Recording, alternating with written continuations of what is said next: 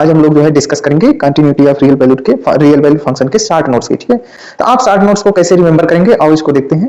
ध्यान देना, थोड़ा सा डिफिनेशन देख लेते हैं क्या होता है। यहाँ पर देखना, as the function have interval or union of interval as their domain so there are three types of point consider for continuity.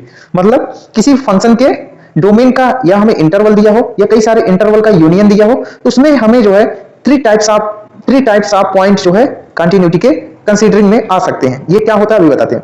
अगर हमारा फंक्शन लेफ्ट इन पॉइंट पर जो है कंटिन्यूअस होगा तो उसके लिए हम क्या कहेंगे कि उस पॉइंट पे जो हमारे फंक्शन की वैल्यू होगी, जैसे यहां पर देखना ये फंक्शन की वैल्यू है, सीधे हमने फंक्शन में एक पुट कर दी है जो है तो फंक्शन की वैल्यू, तो उस पॉइंट पे जो हमारे फंक्शन की वैल्यू होगी और साथ ही साथ उस पॉइंट के just left side means a plus पर जो लिमिटिंग वैल्यू होगी वो आपस में बराबर होने चाहिए और फाइनाइट होने चाहिए।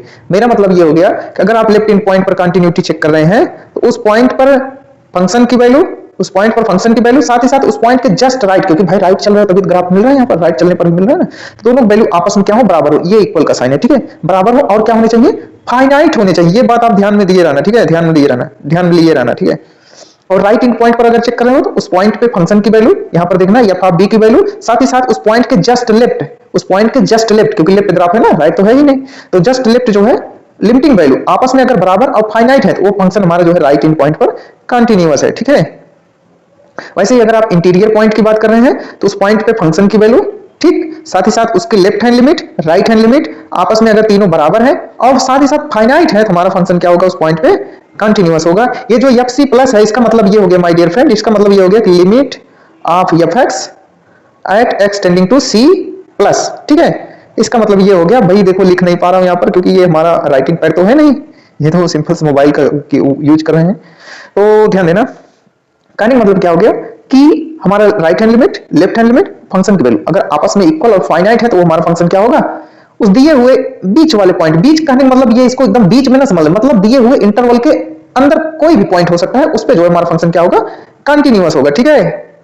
कहने का मतलब क्या हो गया कि ये जो F of C plus F of C minus लिखा है ना, इसको आप कह सकते हो कि limit of F x at x tending to C. अगर हमारा फंक्शन पीस वाइज डिफाइंड नहीं है तो हम डायरेक्ट क्या करते हैं, लिमिट फाइंड कर लेते हैं, ठीक है।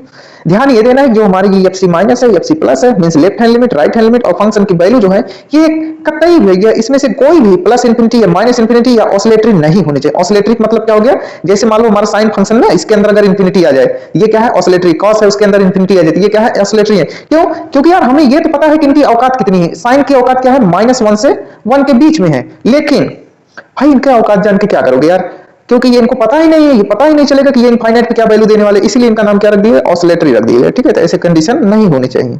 आओ देखते हैं कि हमारा ग्राफ कितने तरीके से डिसकंटिन्यूअस हो सकता है। तो भाई जो भी हमें ग्राफ दिया गया है, हो सकता है फंक्शन का जो स्टार्टिंग पॉइंट है डोमेन का, मींस कहने क्या मतलब है कि हमारा फंक्शन कहीं लेफ्ट एंड पे जो है डिसकंटिन्यूअस हो सकता है, ठीक है। हमारा ग्राफ आप यहाँ पर देख रहे हो ना, फंक्शन की वैल्यू जो है वो फंक्शन के राइट लिमिट, मींस दिए हुए वैल्यू के right limit, left hand limit, right hand limit, इस फंक्शन की वैल्यू राइट हैंड लिमिट के आपस में इक्वल नहीं है, इस तरीके से डिसकंटिन्यूटी देख सकते हैं। या हमारा जो ग्राफ है जो है वो राइट हैंड, मतलब राइट हैंड पे जो है डिसकंटिन्यूअस हो सकता है। यहाँ पर आप देख रहे हैं जो फंक्शन की वैल्यू है वो अलग दी गई है और ग्राफ हमारा जो है इधर है, मींस कहने का मतलब क्या है कि इसका अगर लेफ्ट हैंड लिमिट आप देखें ना, या बी माइनस जस्ट इधर ग्राफ पे, ठीक है, और फंक्शन की वैल्यू देखें तो आपस में बराबर नहीं है, तो इस तरीके से हमें डिसकंटिन्यूटी ग्राफ में देख सकती है, ठीक है।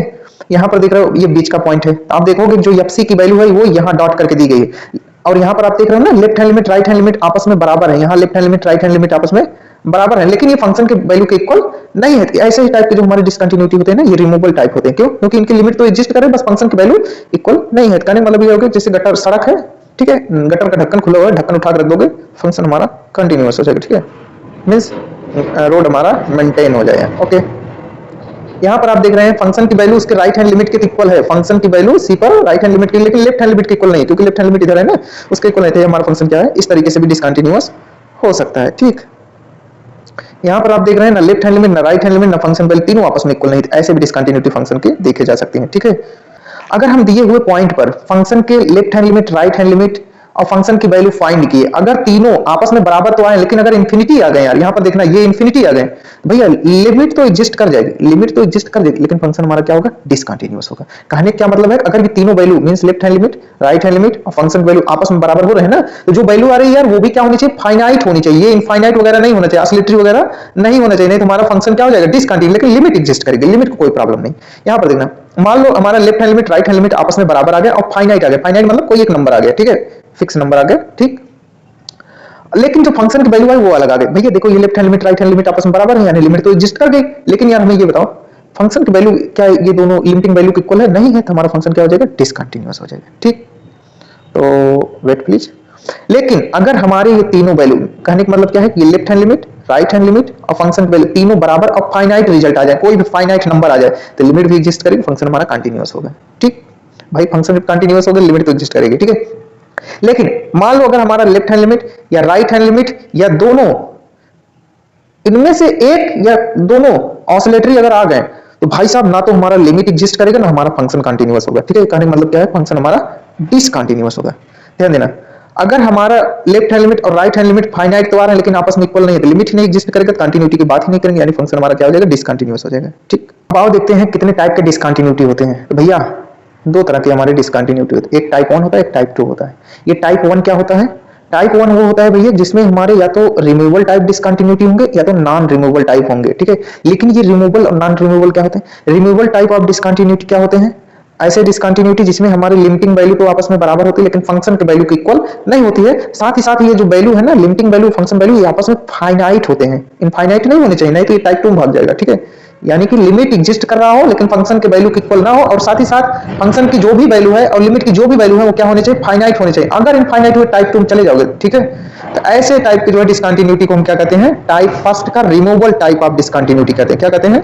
Removal type of discontinuity. जैसे ये हमारा फंक्शन डिफाइन है f of x equal to sin of x upon x, जब हमारा x डजंट इक्वल टू 0 है और x इक्वल टू 0 क्या है? 0। ठीक है, तो आप इसका ग्राफ ड्रा करेंगे तो कुछ इसका ग्राफ इस तरीके से आएगा। ठीक है, इस तरीके से इसका ग्राफ आएगा।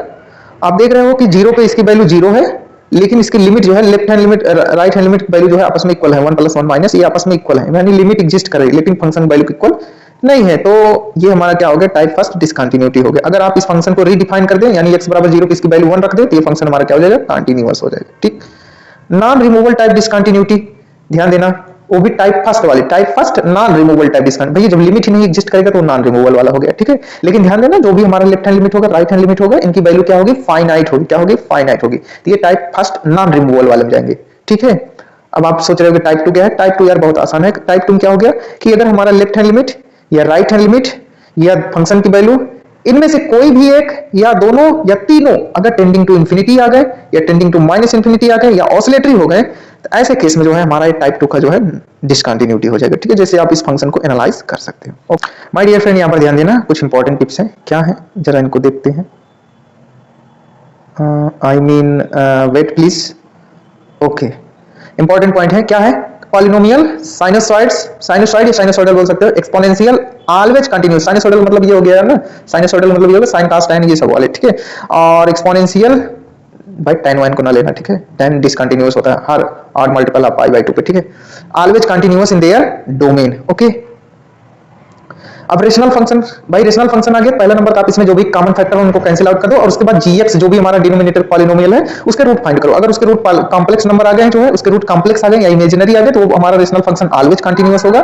ठीक है, लेकिन अगर उसके रूट्स जो है डिनोमिनेटर के रियल हो गए, तो वो जो रूट आएंगे उसी उसी हमारा फंक्शन क्या हो जाएगा? डिसकंटीन्यूअस होगा। ठीक है, यहाँ पर देखना। अब यार अगर हमें ग्रेटेस्ट इंटीजर आप कोई फंक्शन दे दे या फ्रैक्शनल पार्ट आप कोई फंक्शन दे दे, ये कहां पर डिसकंटीन्यूअस होंगे? सिंपल सी बात है, ये जो हमारे फंक्शन है यार, ये हर इंटीजर पे जो है ब्रेक होते रहते हैं। तो आप फंक्शन की वो वैल्यू चेक करो जिस पे ये फंक्शन हमारे क्या दे रहे हो? इंटीजर दे रहे हो, तो उनके लिए आप x की वैल्यू फाइंड कर लो, जो भी x आएगा उस पे ये हमारे क्या होंगे? डिसकंटीन्यूअस होंगे। Continuity of piecewise defined function, इसमें क्या करते हैं?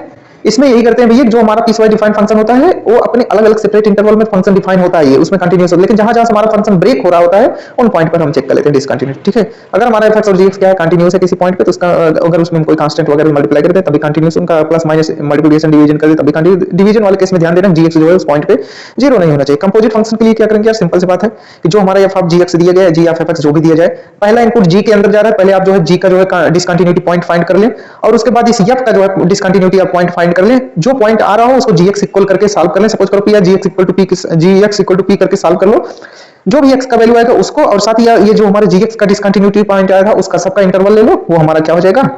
इस पूरे कंपोजिट फंक्शन का डिसकंटीन्यूटी पॉइंट हो जाएगा। ठीक है, कंटीन्यूटी हमारा खतरे में पड़ सकता है अगर हमारा दिया हुआ फंक्शन स्टेप फंक्शन हो या डिस्क्रीट फंक्शन हो या पॉइंट नॉटिंग डोमेन टाइप का फंक्शन हो। ठीक है, okay my dear friend, thank you.